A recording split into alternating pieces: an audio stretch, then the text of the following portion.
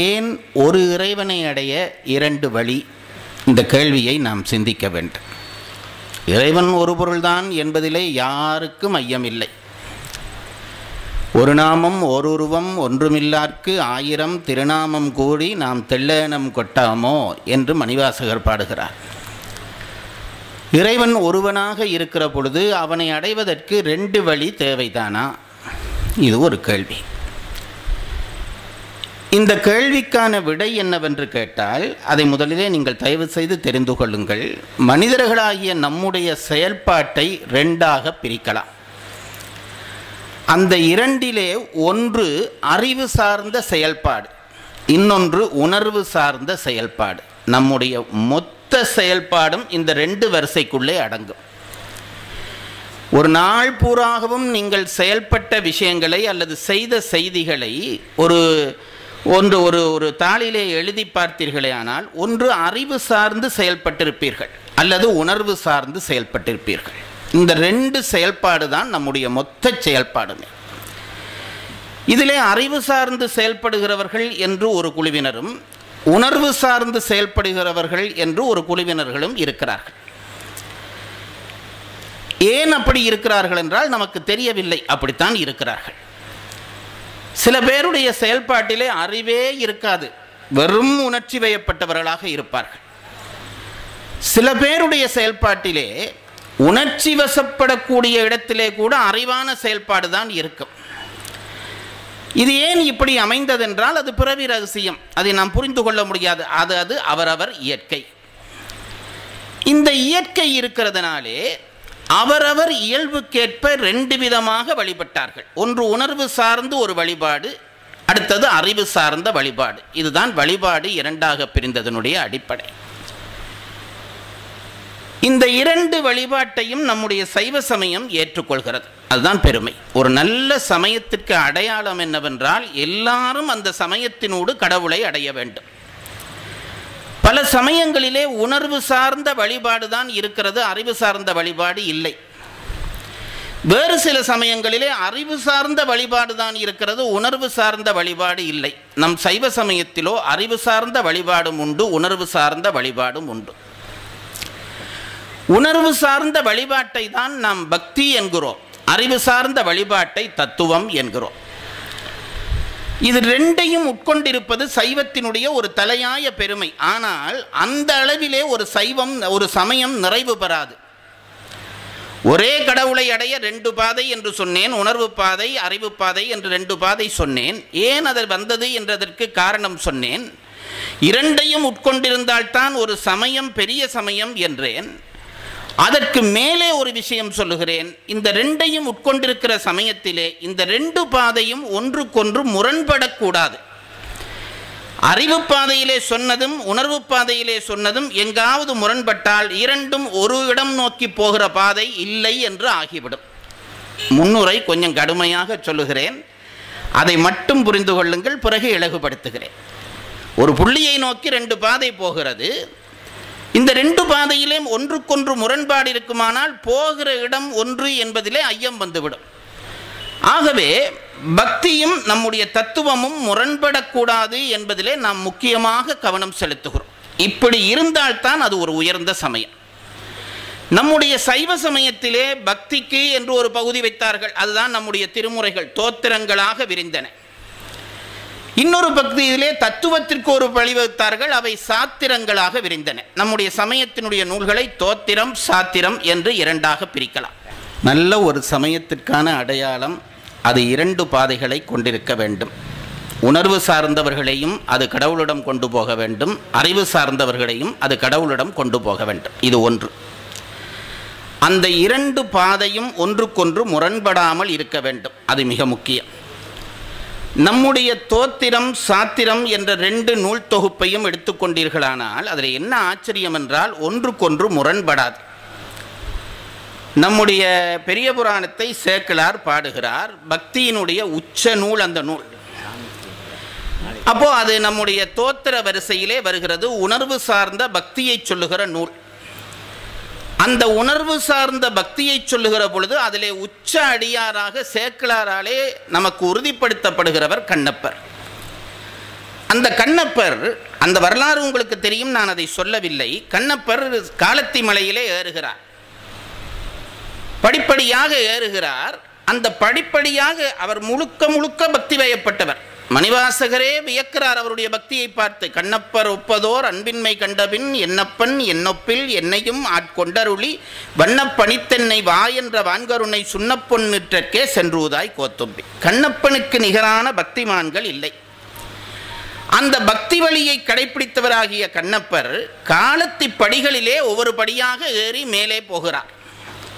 இப்போ பக்தி நூல் செய்கிறார் சேக்கிழார். இதை தயவு செய்து புரிந்து கொள்ளுங்கள். பக்தி மார்க்கத்தை சொல்லுகிறார், பக்தி நூல் செய்கிறார், பக்தருடைய உச்ச பக்தரை சொல்லுகிறார். படிப்படியாக அவர் ஏறுகிறார் என்ற செய்தியை சொல்லுகிற பொழுது நம்முடைய சேக்கிழார் என்ன சொன்னார்? பேணு தத்துவம் என்னும் பெருகு சோபானம் ஏறி என்றார். சோபானம் என்றால் படி. கண்ணப்பர் தத்துவ படிகளை கடந்தார். சொல்லுகிற நூல் எது? பக்தி நூல் தத்துவம் பற்றி சொல்லுகிறது. இன்னொரு பக்கம் மெய்கண்டரிடம் வருகிறோம். அவர் தத்துவங்களை 12 சூத்திரமாக சொல்லுகிறார். 12வது சூத்திரம் சொல்லுகிற பொழுது அவர் என்ன சொல்லுகிறார் என்றால், இந்த நூல் என்ன சொல்லுகிறது? இறைவனை கும்பிடுகிற அடியாரை தெரிந்து கொள்ளுங்கள், அந்த அடியாரையும் கோயிலையும் நீ வழிபட பழகிக்கொள் என்கிறார் மெய்கண்டர். மாலரு நேயமும் மலிந்தவர் வேடமும் ஆலயம்தானும் அரணெனத் தொழுமே. இங்க பாருங்க, தத்துவ நூலிலே தொடங்கியவர் பக்தியிலே கொண்டு போய் முடிக்கிறார். பக்தி நூலை தொடங்கியவர் தத்துவத்திலே கொண்டு போய் முடிக்கிறார். என்ன தெரிகிறது? சைவத்திலே பக்திக்கும் தத்துவத்துக்கும் முரண்பாடு இல்லை. இதுதான் நம் சமயத்தினுடைய உச்ச பெருமை. இதை தெரிந்து கொள்ளுங்கள். முன்னுரை ரொம்ப கடுமையாகிவிட்டது என்பது எனக்கே புரிகிறது.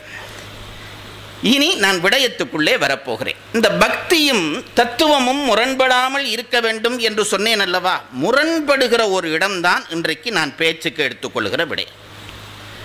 தத்துவக்காரர்கள் சொன்ன, பக்திக்காரர்கள் சொன்ன இந்த ரெண்டுக்கும் இடையிலே ஒரு இடத்திலே ஒரு முரண்பாடு வருகிறது. நான் நினைக்கிறேன் அது என் அறிவுக்கு உட்பட்ட அளவிலே முரண்பாடாக இருக்கிறதா அல்லது உயர்ந்தவர்கள் கருத்திலே வேற பார்வை உண்டா தெரியவில்லை. எனக்கு இருக்கிற ஐயத்தை கற்றோர்களான உங்கள் முன் வைக்க விரும்புகிறேன். அது என்னவென்றால் நம்முடைய விதிக்கொள்கை. நம்முடைய விதிக்கொள்கை அது ரொம்ப தெரிந்து கொள்ள வேண்டிய ஒரு விஷயம். நம்முடைய சமயம் என்ன சொல்கிறது? நீ எந்த ஒரு செயலுக்கு ஆட்பட்டாலும் அது அந்த செயலாலே உனக்கு இன்பம் வருகிறதா துன்பம் வருகிறதா, அதை நீ முன்பொரு தரம் யாருக்கோ இன்பம் செய்தால் அதனாலே இன்பம் வருகிறது, துன்பம் செய்தால் துன்பம் வருகிறது. இன்றைய விஞ்ஞானத்திலே சொல்லுகிறார்களே, ஒரு தாக்கத்துக்கு சமமானதும் எதிரானதுமான மறுதாக்கம் உண்டு என்கிறார்களே, அதுதான் நம் கண்ம கொள்கை, விதிக்கொள்கை. இப்போ என்ன பிரச்சனை? இந்த விதிக்கொள்கையிலே என்னவென்றால், எதுவும் விதியினாலே தான் நடக்கிறது. எல்லாம் கடவுள் ஒரு ப்ரோக்ராம் போடுறார். இப்போ இவ்வளவு நேரம் இந்த நேரத்தில் இருந்து 10 மணிக்கு மேலே இருந்து விதியை பற்றி கேட்க வேண்டும் என்று உட்கார்ந்திருக்கிறீர்களே, இது உங்கள் விதி. இலங்கையில இருந்து வந்திருந்து இன்றைக்கு விதியை பற்றி சொல்கிறேனே, இது என் விதி. இந்த விதியிலே இருந்து எவரும் அசைந்து தப்ப முடியாது. திருவள்ளுவர் சொல்லுகிறார், ஒன்று சூழினும் தான் முந்துரும். நீ எவ்வளவுதான் கெட்டிக்காரனாக இருந்து விதியை வெல்லலாம் என்று முடிவு பண்ணி முயற்சி பண்ணுகிறாயா, நீ முயற்சி பண்ணினால் அந்த முயற்சியினுடைய முன்பக்கத்திலே வந்து இந்த விதி உட்காரும் என்கிறார். ரொம்ப ஆச்சரியம். நான் கல்வியாக கற்ற பொழுது எனக்கு ஏற்பட்ட பெரிய குழப்பம் இந்த இடம்தான். நீ என்ன செய்தாலும் ஊழிற்பெருவழி ஆவுல மற்றொன்று சூழினும் தான் முந்துரும். நீ என்னதான் செய்தாலும் அது முன்னே வந்து உனக்கு நிற்க போகிறது. விதியை வெல்ல முடியாது. இது தத்துவம் சொல்லுகிற செய்தி. இந்த செய்தியை நம்முடைய சமய இலக்கியங்கள் எல்லாமே பதிவு செய்கின்றன. நம்முடைய சமய இலக்கியங்களிலே இதிகாசங்கள் என்று சொல்லுகிற பாரதம் ராமாயணம் ரெண்டும் இந்த விதியை நமக்கு தெளிவுபட அமைத்து காட்டுகின்றன. விதி என்றால் என்ன? நீ செய்த வினை எந்தோ ஒரு பிறவியிலே நீ செய்திருக்கிறாய். அந்த விதி பற்றிய செய்தி சொல்வதற்கு முன்பு சொல்லுகிறேன், பாரத கதை எங்கே தொடங்குகிறது என்று உங்கள் பல பேருக்கு தெரிந்திருக்கும்.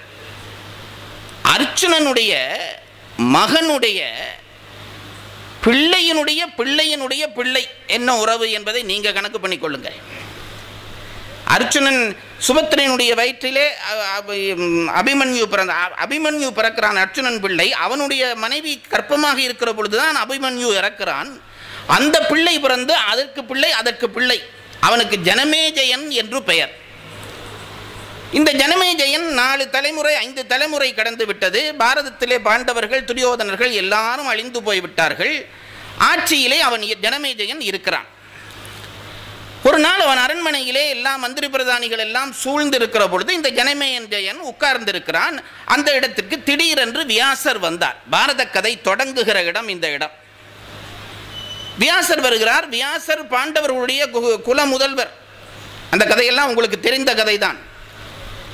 பாண்டவர்கள் அத்தனை பேருக்கும் குல முதல்வராக இருக்கக்கூடியவர் வேதவியாசர். அவர் சிரஞ்சீவி என்றபடியால் இந்த 5 தலைமுறை பிறந்தும் அவர் இருக்கிறார்.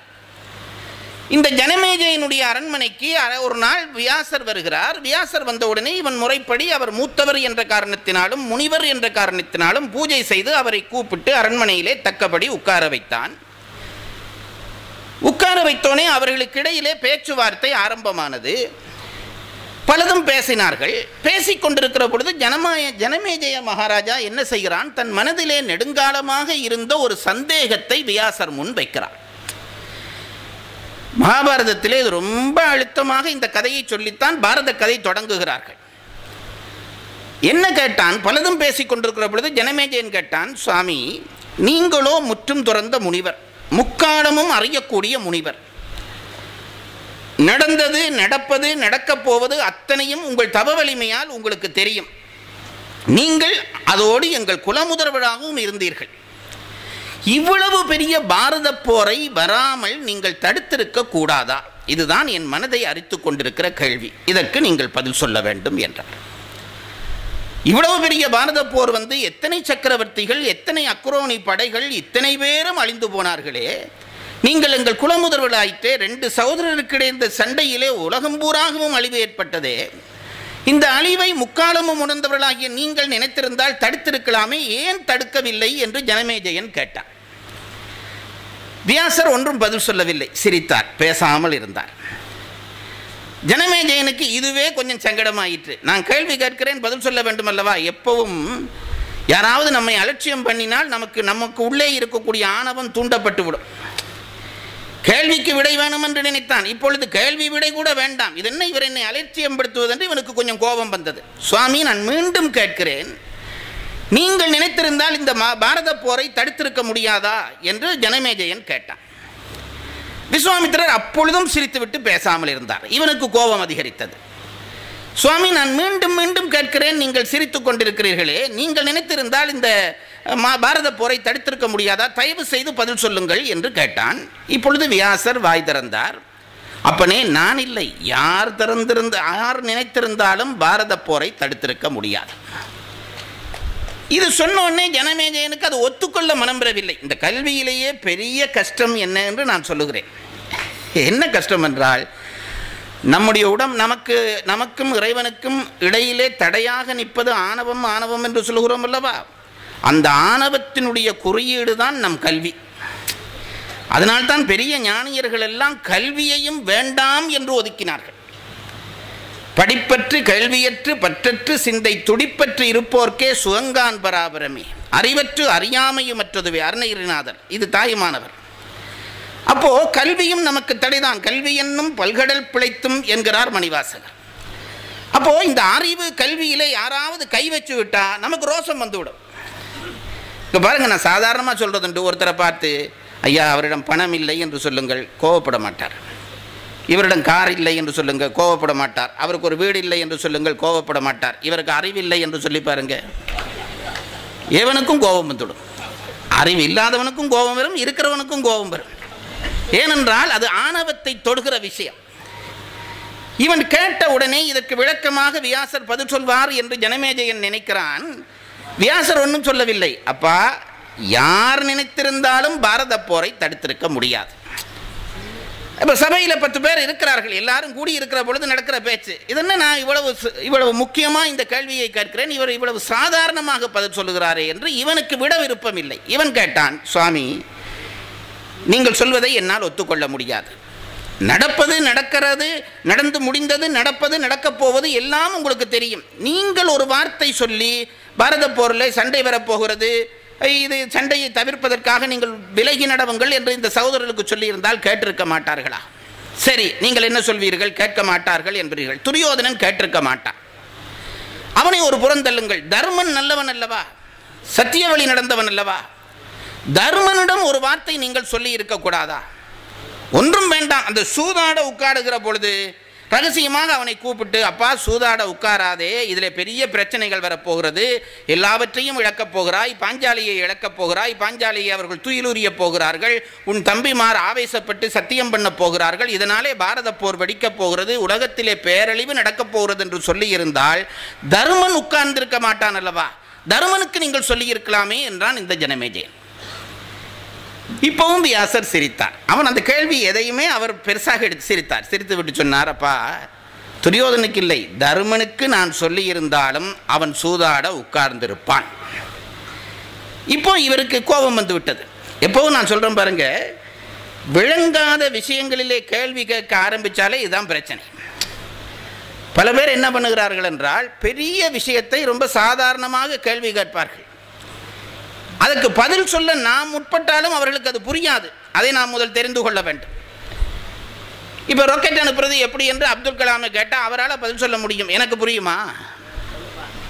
இவன் கேள்வி கேட்ட உடனே, இவர் இந்த பதிலை சொன்ன உடனே அவரால் சகிக்க முடியவில்லை. இவன் ஜனமேஜயன் என்ன சொன்னான்? சுவாமி, நீங்கள் விளையாடுகிறீர்கள். தர்மனுக்கு நீங்கள் சொல்லியிருந்தால் தர்மன் கேட்டிருப்பான், அது சர்வ நிச்சயமான விஷயம், நீங்கள் உங்கள் பொறுப்பை தட்டி கழிப்பதற்காக நடக்காது என்கிறீர்கள் என்றான். இப்ப வியாசருக்கு கோபம் வந்துவிட்டு வியாசர் சொன்னார், மகனே நீ என்ன சொல்ல விரும்புகிறாய்? இன்னும் நடக்கப் போகிறது என்று தெரிந்தால் தடுக்கலாம் என்கிறாயா? நான் சொல்லுகிறேன் விதி என்று ஒன்று வந்துவிட்டால் அதில் இருந்து யாரும் தப்ப முடியாது என்று சொல்லுகிறேன். நீ சொல்கிறாய் தடுக்கலாம் என்கிறாய். அப்படியானால் நடக்கப் போவது தெரிந்தால் தடுத்து விடலாமா? உனக்கு நடக்கப் போகிற ஒன்றை நான் சொல்லுகிறேன். உனக்கு நடக்கப் போகிற ஒன்றை சொல்லுகிறேன், முடிந்தால் நீ தடுத்து பார் என்று சொல்லிவிட்டு வியாசர் சொன்னார், இன்றையிலிருந்து 10வது நாள் உனக்கு பிரம்மஹஸ்தி தோஷம் பிடிக்கப் போகிறது, முடிந்தால் தடு என்று மறைந்து விட்டார். இவன் திகைத்து போனான் ஜனமேஜயன். எதிர்பார்க்கவில்லை. பிரம்மஹஸ்தி தோஷம் என்றால் பிராமணனை கொன்ற பாவம் கிடைக்கப் போகிறது, நீ முடிந்தால் தடு. இவர் திகைத்து போனான். இதனடா இது புதுச்சோதனை ஆகிட்டே, வியாசர் மறைந்து விட்டாரு என்று உடனே அங்கே இருந்த பண்டிதர்களை அந்தணர்களை எல்லாம் கூட்டம் போட்டான். இப்படி சொல்லிவிட்டார், 10ஆம் நாள் பிரம்மஹஸ்தி தோஷம் பிடிக்கும் என்று அதை எப்படியும் தடுக்க வேண்டும். தடுத்து விட்டு வியாசரை பார்த்தீர்களா, தெரிந்து நான் தடுத்து விட்டேன், இப்படி பாரத போரை தடுத்திருக்கலாம் என்று சொல்ல வேண்டும், இதுதான் என் விருப்பம் என்றான். உடனே பண்டிதர்கள் எல்லாம் புஸ்தகங்கள் தட்டினார்கள். என்ன பண்ணலாம், இதை விதியை தடுப்பதற்கு என்ன செய்யலாம் என்று தட்டி அவரவருக்கு முடிஞ்ச ஒரு வழியை சொன்னார்கள். ஒரு பெரிய யாகத்தை நடத்தினால் அந்த யாகத்தின் பயனாக இந்த விதியை தடுக்க முடியும். அவன் அரசன் அல்லவா, உடனே உத்தரவு போட்டான். பெரிய பந்தல் போட்டார்கள், பெரிய யாகசாலை. ஊரில் இருந்த அத்தனை அந்தணர்களையும் கூப்பிட்டார்கள். 10 நாள் யாகம் தொடர்ந்து நடக்க வேண்டும். அப்போ எல்லாரையும் கூப்பிட்டுட்டா, யார் தலைமை தாங்குவது என்றால் எல்லாரும் பயப்படுகிறார்கள். 10 நாள் கண் விழித்து யாகம் பண்ண முடியுமா? எல்லாரும் கொஞ்சம் பின்வாங்கினார்கள். அந்த ஊரில் ஒரு தரித்திர பிராமணர் இருந்தார். அவர் விதி அப்படி. அவர் என்ன நினைத்தார், இதில் உட்கார்ந்து இதை செய்து கொடுத்தா அரசன் பெரிய பரிசு பொருள் தருவானே என்று அவர் சம்மதிச்சு வந்து விட்டார். வயதானவர். யாகம் ஆரம்பமாகிறது. பெரிய யாக குண்டம், நெய்கள் குடங்குடமாக நெய் வைத்திருக்கிறார்கள். இந்த கிழவனார் வந்து உட்கார்ந்தார்.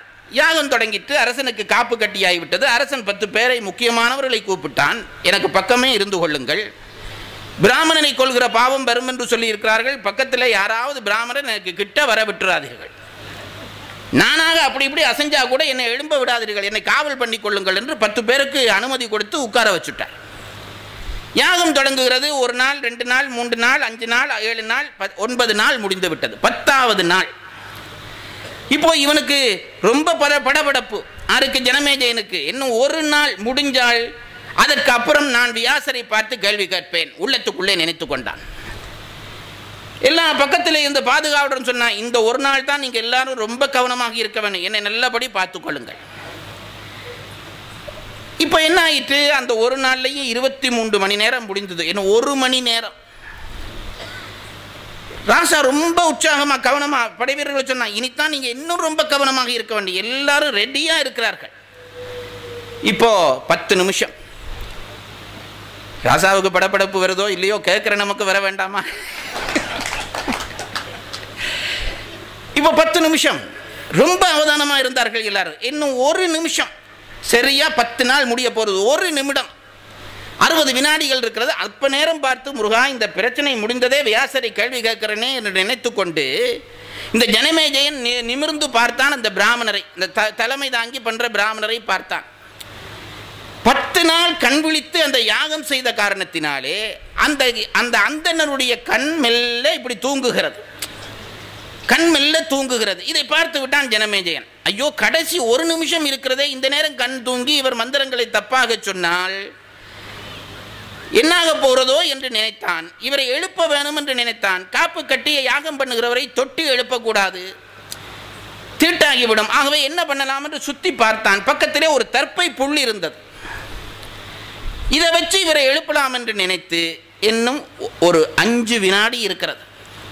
இந்த தர்ப்ப புல்லை எடுத்தான். எடுத்து அந்த பிராமணரில் தொட்டா அவர் விழிச்சிருவார் என்று நினைச்சு, இன்னும் 1 வினாடி இருக்கிறது. அந்த தர்ப்ப புல்லாலே அவர் முதுகில தொட்டான். தொட்டதுதான் தாமதம். அந்த பிராமணர் ஐயோ என்று எழும்பினார். நேரா முன்னாலே குதித்தார். ஓமகுண்டத்தில் விழுந்தார், எரிஞ்சு போனார். 1 வினாடி. ஐயோ என்றார், எழும்பினார், கத்தினார், விழுந்தார், எரிஞ்சு போனார். ஜனமேஜயன் திகைத்து போனான். அப்படியே கன்னத்தில் கை வச்சு உட்கார்ந்திருக்கிறார். வியாசர் வந்தார். அப்பா, விதியை தடுத்தாயா என்று கேட்டார். ஜனமேஜயன் ஒத்துக்கொண்டான். சுவாமி, நீங்கள் சொல்லுகிறதை ஒத்துக்கொண்டேன், விதியை வெல்ல முடியாது. நீங்கள் ஆரம்பத்தில் சொன்ன பொழுது நான் அதை ஒத்துக்கொள்ளவில்லை, இப்பொழுது என் மனம் அதை பூரணமாக ஒத்துக்கொள்கிறது. ஆனால் ஒரு சின்ன சந்தேகம். திருப்பியும் சந்தேகமாப்பா? என்ன சந்தேகம்? இல்லை, நான் ஒன்றும் பண்ணவில்லை. அந்த பிராமணர் தூங்குகிறார் என்பதற்காக தர்ப்பை புல்லாலே அவரை தொட்டேன். அவர் திடீரென்று பதற்றத்தோடு எழுந்தார், ஐயோ என்று கத்தினார், நெருப்புக்குள்ளே குதிச்சுட்டார். என்ன நடந்தது என்று தெரியவில்லையே, அதுக்கு மட்டும் விளக்கம் சொல்லிட்டு போங்கள் என்றார். விதியை நான் புரிஞ்சு விட்டேன், அதுக்கு விளக்கம் சொல்லுங்கள். வியாசர் சொன்னார், இந்த 10 நாள் முழிச்சு யாகம் பண்ணின காரணத்தினாலே அந்த அந்த வயதான பிராமணருக்கு தூக்கம் வந்து விட்டது. அந்த 1 வினாடி தூங்கினார். அந்த 1 வினாடி தூக்கத்திலே அவருக்கு தூக்கத்திலே ஒரு கனவு வந்தது. அந்த கனவிலே அந்த பிராமணர் நடுக்காட்டிலே நிற்கிறார். திடீரென்று சத்தம், எல்லாம் கனவிலே. திடீரென்று சத்தம், திரும்பி பார்த்தால் ஒரு சிங்கம் இவரை பிடிக்க வருகிறது. சிங்கத்திடமிருந்து தப்ப வேணும் என்று இவர் ஓடுகிறார். சிங்கம் துரத்துகிறது, இவர் ஓடுகிறார், சிங்கம் துரத்துகிறது, எல்லாம் கனவிலே. அப்படியே சிங்கம் கிட்டக்கையா வந்து இவர் முதுகுல அடிக்க கையோங்கிற நேரத்தில் தான்ப்பா நீ அந்த தர்ப்ப புல்லால தொட்ட. பிராமணருக்கு கனவும் நனவும் கலந்து போச்சு. நீ தொட்ட உடனே சிங்கம் முதுகுல கீறதா நினைச்சு எழும்பி ஐயோண்டு முன்ன குதிச்சுட்டார், இறந்து போய்விட்டார். இந்த கதையை பாரதத்திலே பதிவு செய்கிறார்கள். இந்த பிரம்மஹஸ்தி தோஷம் நீங்குவதற்கு என்ன செய்வதென்று வியாசரிடம் கேட்கிறான் ஜனமேஜயன். பாரத கதை கேட்டால் இந்த பிரம்மஹஸ்தி தோஷம் நீங்கும், அதனாலே கதை கேள் என்று சொல்லி வைசம்பாயினர் என்கின்ற தன் மாணவரை வைத்து பாரத கதையை சொல்லச் சொன்னார் என்பது பாரத கதையின் தொடக்கம். பாரத கதை சொல்வதல்ல என் நோக்கம், விதியை சொல்வது என் நோக்கம். இதுதான் விதியினுடைய கொடுமை. ராமாயணமும் இந்த கதையை பதிவு செய்கிறது, இந்த எண்ணத்தை பதிவு செய்கிறது. ராமனுக்கு முடிசூட்டு விழா என்று தசரதன் முடிவு செய்கிறான். ராமனுக்கு முடிசூட்டு விழா என்று தசரதன் முடிவு செய்கிறான். ஒரு இரவிலே முடிவு செய்கிறான். ரொம்ப நாள் யோசிச்சு போட்ட திட்டம் இல்லை. இன்றைக்கு வழக்காடு மன்றம் பட்டிமன்றத்திலே பேசுகிறவர்கள் அதையெல்லாம் தப்பா பேசுகிறார்கள். அவன் என்ன முடிவு செய்தான்? அது கம்பர் சொல்லுகிறார். அந்த பாடலை பின்னாலே பிச்சேர்க்கையிலே கொண்டு போய் போட்டு விட்டார்கள். கண்ணாடியிலே போய் பார்க்கிறான் இவன். ஒரு நரை இந்த கன்னத்திலே வந்திருந்தது. அதை பார்த்த உடனே இவன் நினைத்தான், எப்பவும் முக்கியமான செய்தி யாருக்காவது சொல்வதானால் நாங்கள் எப்படி போய் சொல்லுவோம்? காதுக்கு பக்கத்திலே போய் சொல்லுவோம். பெரும்பாலும் நரை இந்த காதுக்கு பக்கத்திலே தான் முதல் ஆரம்பமாகும். இந்த நரைமயிரை பார்த்தோன்னே தசரதன் நினைத்தான், இந்த நரைமயிர் எனக்கு ஒரு செய்தி சொல்ல வந்திருக்கிறது. என்ன செய்தி? மன்னனே அவனியை மகனுக்கீந்தினி பன்னரும் தவம்புரி பருவம் ஈதன கண்ணமூலத்தினில் கலர வந்தன மின்னன கருமை போய் வெளுத்ததோர் மயிர். இந்த நரைத்த மயிர் என்ன சொல்லிட்டாம்? இனி போதும், இது நாள் வரை ஆண்டாய் அல்லவா, போதும், பிள்ளைக்கு ஆட்சியை கொடுத்து விட்டு காட்டுக்கு போ. தசரதன் நினைத்தான், அந்த நிமிடமே அந்த கட்டளையை ஏற்க வேண்டும் என்று நினைத்தான். உங்களில் கூட பல பேர் நினைப்பீர்கள், சரி ஒரு 10 நாள் போய் ஆறுதலாக ஒரு கூட்டம் போட்டு முடிவு செய்யக்கூடாதா என்றால், தர்ம காரியங்கள் நெஞ்சிலே வருகிற பொழுது உடனே செய்துவிட வேண்டும். நாளை என்று வைத்தால் கூட அந்த மனம் மாறிவிடும். அதனால் இரவோடு இரவாக கூட்டம் போட்டு ஆட்சியை ராமனுக்கு கொடுப்பது என்று முடிவு செய்தான். அடுத்த நாள் அவன் முடிவு சிதறுகிறது. அன்று இரவே சிதறுகிறது. கைகை வரங்கேட்டு ஆட்சி ராமனுக்கு இல்லை, அவன் காட்டுக்கு போக வேணும் என்கிறான். நல்லா நினைச்சு பாருங்க, சும்மா இருந்த ராமனை கூப்பிட்டு இரவோடு இரவாக நீ நாளைக்கு அரசன் சக்கரவர்த்தி என்கிறான் தசரதன். அதே தசரதன் ஒரு 2-3 மணித்தியால இடைவேளையிலே நீ அரசன் இல்லை என்று சொல்லி இருந்தால் கூட பரவாயில்லை, கைகையினுடைய வரத்தினாலே அது ஏற்கனவே இருந்த நிலைதான். இப்போ என்ன ஆயிட்டு தெரியுமா? அரசன் சும்மா இருந்தவன் அரசன் ஆக்கிவிட்டு அன்றிரவே நீ இந்த ஊர்லையும் இருக்க முடியாது, காட்டுக்கு போ. இதுதான் விதி. இந்த விதியை ராமன் வசிஷ்டரிடம் படித்தவன் நன்றாக உணர்ந்து கொண்டான். எதுவும் பேசவில்லை. அந்த கதை உங்களுக்கு தெரியும். காட்டுக்கு போய்விட்டான். காட்டுக்கு போக தலைப்படுகிறான். அப்ப இதை புரிந்து கொள்ளாமல் இருந்து லட்சுமணன் கொதிக்கிறான். அண்ணனுக்கு ஆட்சி என்று சொல்லிவிட்டு எப்படி கொடுக்காமல் போகலாம்? யார் இதை தடுத்தாலும் அண்ணனுடைய முடிசூட்டு விழாவை நடத்துவேன் என்று கொதிக்கிறான். அப்ப இது கேள்விப்பட்டுட்டு ராமன் வருகிறான் லட்சுமணனிடம். வந்து சொல்லுகிறான், பைத்தியக்காரா, இதற்கேன் போய் கொதிக்கிறாய்? ரொம்ப நிதானமாக ராமன் பேசுகிறான். அவனுக்குத்தான் முடிசூட்டு விழா இல்லாமல் போகிறது. அவன் நிதானமாக இருக்கிறான். லட்சுமணன் கொதிக்கிறான். என்ன சொன்னான் லட்சுமணனை பார்த்து ராமன் சொல்கிறான், நதியின் பிழை அன்று நறும்புலனின்மை. பைத்தியக்காரா, நதியிலே நீர் வராவிட்டால் யாராவது நதியை கோவிப்பார்களா? மேகம் மழை பெய்யவில்லை, நதியிலே நீர் வரவில்லை. நதியோடு கோவித்தால் அது அறிவீனம் அல்லவா? பதியின் பிழை என்று பயந்து நமை துறந்தால் மதியின் பிழை என்று மகன் பிழை என்று அனைத்தும் விதியின் பிழை மைந்தா, இதற்கு என்கொள் வெகுண்டதென்றான். எல்லாம் நம்ம விதி காரணமிடா. இங்க பாருங்க, இதிகாசங்கள் எல்லாம் இந்த கொள்கையை வந்து தொட்டு காட்டுகிறது. எல்லாம் விதிதான் காரணம். விதியினாலே இது நடக்கிறது என்பது கூடவா உன்னாலே புரிந்து கொள்ள முடியவில்லை? இப்போ லட்சுமணன் என்ன செய்தான்? இந்த ஜனமேஜயன் மாதிரியே பேசினான். என்ன சொன்னான்? ராமா, விதி விதி என்று ஒன்று பேசாதே. இப்போ என்ன சொல்லுகிறேன்? விதியின் காரணமாக இது நடந்தது என்கிறாய் அல்லவா? நான் ஒன்று செய்கிறேன், இந்த விதிக்கு நான் ஒரு விதி செய்கிறேன் என்றான். எப்பவுமே இளமை துடிப்போடு இருக்கிறவர்கள் பேசுகிற பேச்சு இது. எவ்வளவுதான் நாங்கள் விதி கொள்கையை சொன்னாலும் அவர்கள் ஒத்துக்கொள்ள மாட்டார்கள். போங்க பைத்தியக்காரர்கள் போல பேசாதீர்கள். விதியா? விதிக்கு நான் ஒரு விதி செய்கிறேன். இதையே லட்சுமணன் சொன்னான். விதிக்கு விதியாகும் என் விட்டொழில் காண்டி. அதுக்கு பிறகு ராமன் அவனை பேசி நிதானப்படுத்துகிறான். அந்த கதை இருக்கட்டும். கிட்டத்தட்ட 11 ஆண்டு 12 ஆண்டு முடிகிறது. காட்டுக்கு போய்விட்டார்கள். காட்டிலே போய் அடிபட்டு லட்சுமணன் விதியை உணர்கிறான். எப்போ நான் சொல்ல பாருங்க, இவன் விதிக்கு என் விதியாகும் என் விட்டொழில் காண்டி என்று லட்சுமணன் பேசுகிற பொழுது நன்றாக நினைத்து பாருங்கள். அரண்மனையிலே அப்பாவினுடைய செல்வத்திலே நிதானமாக நின்று சாப்பிட்டு கொண்டிருந்த காலம். இந்த வயசு பிள்ளைகள் தான் விதியை ஒத்துக்கொள்ள மாட்டார்கள். அப்பா வாங்கி கொடுப்பார், அம்மா உணவு கொடுப்பாள், கவலையே வராது. அவனுக்கு விதியாவது ஒன்றாவது. எப்ப அவன் காலிலே அவன் நிற்க வேண்டி வருகிறதோ, மனைவியை பிரசவ வாட்டில் அனுப்பிட்டு வெளியில இருக்கிற பொழுது டாக்டர் ஏதோ ஒன்றுதான் தப்பும் என்று சொன்ன உடனே விதி நம்பிக்கை வந்துவிடும். இப்போ லட்சுமணன் விதியை நம்பிக்கை இல்லை என்று சொன்னான். 14 ஆண்டுகள் காட்டிலே போய் அடிபடுகிறான். இந்த விதியினுடைய நுட்பம் சொல்லுகிறேன் பாருங்கள். மாயமான் வருகிறது. நான் அங்கங்கே தொட்டு கொண்டு போகிறேன். எல்லாம் 60, 65, 68 வருஷம் கேட்டவர்களுக்கு நான் கதை சொல்ல தேவையில்லை. மாரிசன் மாயமானாக வருகிறான்.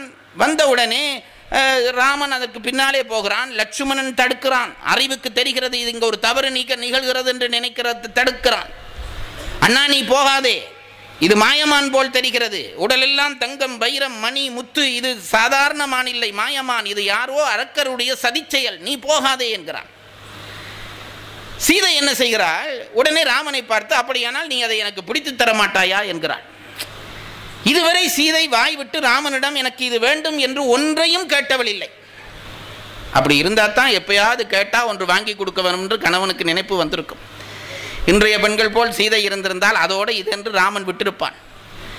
கேட்காத சீதை இன்றைக்கு வாய் திறந்து எனக்கு ஒரு பொருள் வேணும் என்று கேட்கிறாள். மாயமான் வேண்டும். ராமன் என்ன செய்கிறான்? அறிவுபூர்வமான ராமன், விதியை விளங்கிய ராமன் லட்சுமணனை பார்த்து, நீ கவலைப்படாதே, நான் போய் மானை பிடித்து விட்டு வருகிறேன்.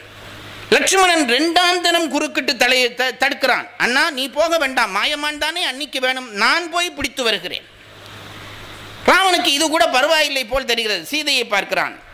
அப்ப நீயே பற்றி தருகிலை போலும் என்றாள். நீ மாயமான் எனக்கு முக்கியம் இல்லை. ஆண்டு முடிய போகிறது, 14 ஆண்டுகள் முடிய போகிறது. நாங்கள் ஊருக்கு போகிற பொழுது இந்த மாயமானை கொண்டு போக வேணும் என்று தான் கேட்கிறேன். இந்த மாயமானை நான் அரண்மனைக்கு கொண்டு போன்னு தோழியர்கள் கேட்பார்கள், இந்த மான் உனக்கு எப்படி கிடைத்தது என்று. என் நாயகன் வாங்கி தந்தான், பிடித்து தந்தான் என்று சொன்னால் அல்லவா எனக்கு பெருமை, என் மைத்துனன் பெற்று தந்தான் என்று சொன்னா பெருமையா? ஆகவே நீயே பிடித்து தர வேண்டும் என்று சீதை பிடிவாதம் பிடிக்கிறாள். லட்சுமணனுக்கு பிழை நடக்கப் போவது தெரிகிறது, தடுக்க அடுத்தடுத்து முயற்சி பண்ணுகிறான். சீதை இப்படி பிடிவாதம் பிடித்த உடனே ராமன் சொன்னான், நீ அண்ணியோடு காவலுக்கு, நான் இருந்தால் என்ன நீ இருந்தால் என்ன, நீ இரு நான் போகிறேன் என்று ராமன் போகிறான். அங்கே போனால் மாயமான் அங்கே விழுகிறது. விழுகிற பொழுது ஓ லட்சுமணா ஓ சீதா என்று ராமன் குரலில் சத்தம் போட்டுவிட்டு விழுந்து விடுகிறது. நீங்கள் நன்றாக நினைத்து பாருங்கள். இப்போ இந்த சத்தம் கேட்டு விட்டது, சீதை பதறுகிறாள், ஐயோ ராமனுக்கு ஏதோ ஆபத்து வந்து விட்டது என்று சீதை பதறுகிறாள். அப்பொழுதும் லட்சுமணன் நிதானமாக இருக்கிறான். எந்த லட்சுமணன் 13 ஆண்டுகளுக்கு முன்பு விதிக்கு விதி செய்வேன் என்ற லட்சுமணன் இப்பொழுது நிதானமாக இருக்கிறான். இருந்து என்ன சொன்னான், அண்ணி நீ ஒன்றுக்கும் கவலைப்படாதே, என் அண்ணனை யாரும் ஏதும் செய்ய முடியாது, அண்ணனுக்கு எந்த தீமையும் வராது, இது ஏதோ மாயச் செயல், பயப்படாதே என்கிறான். சீதை கிடந்து துடிக்கிறாள், ஐயோ அண்ணனுடைய குரல் கேட்கிறது, நீ என்ன கொஞ்சம் கூட கவலை இல்லாமல் இங்கே நிற்கிறாயே, நின்ற நிலை இது நெறியிற்றன்று என்று லட்சுமணனையே சந்தேகப்படுவது போல பேசுகிறாள்.